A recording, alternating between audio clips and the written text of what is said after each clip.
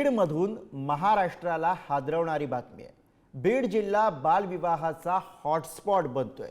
खेळण्याच्या वयातच मुलींच्या वाट्याला मातृत्वाचं ओझं येतंय। मुख्य म्हणजे या सगळ्याची शासन दरबारी नोंद आहे।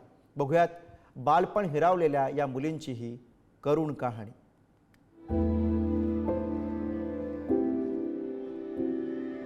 ज्या वयात शाळेत जायचं, शिकायचं, खेळायचं, बागडायचं, त्या वयात या कोवळ्या मुली पोटात बाळ वाढवतायत।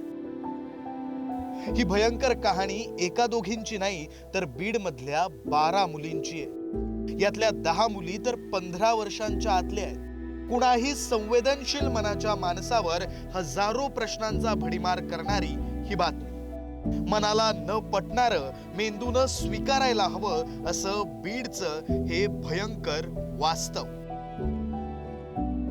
बीड जिल्ह्यात 12 अल्पवयीन गर्भवतींची नोंद झाली आहे। एप्रिल 2024 ते मार्च 2025 दरम्यानची ही आकडेवारी आहे।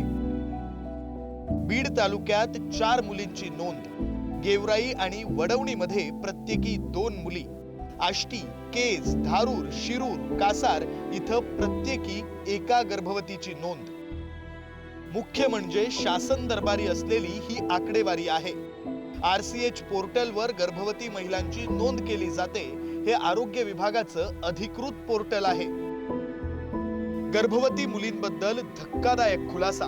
पोर्टलवर नोंद होताना अधिकृत पुरावे घेतले जातात। पतीच्या नावाचा उल्लेखही करावा लागतो। अल्पवयीन 12 मुलींच्या पतीचं नावही या पोर्टलवर आहे। या नोंदीवरून ही बालविवाहाची प्रकरणं असल्याचं स्पष्ट आहे। तर बीड जिल्हा रुग्णालयामध्ये 13 ते 17 वर्षांच्या 11 मुलींची प्रसूती झाली आहे। यापैकी काही मुली या अत्याचार पीडित असल्याचं सांगितलं जातंय। बालविवाह लावून दिलेल्या मुलींची पर जिल्ह्यात प्रसूती झाल्यानंतर अनेक गुन्हे नोंदवले गेले, जे बीड जिल्ह्यामध्ये वर्ग करण्यात आले, ज्याचा गेल्या 2 वर्षातला आकडा हा 23 इतका आहे। पुणे, नाशिक, कोल्हापूर, सांगली, छत्रपती संभाजीनगर, अहिल्यानगर, जालना यासह अन्य जिल्ह्यांचाही त्यात समावेश आहे। कोवळ्या वयातल्या या मुलींवरचे हे शारीरिक, मानसिक अत्याचार थांबायला हवेत, बालविवाह रोखायला हवेत ही अपेक्षा व्यक्त करत असतानाच या बालिकांच्या पुनर्वसनाबाबतही ठोस उपाययोजना व्हायला हव्यात। मला वाटतं की आरोग्य विभाग या बाबतीत गंभीर दिसत नाहीये।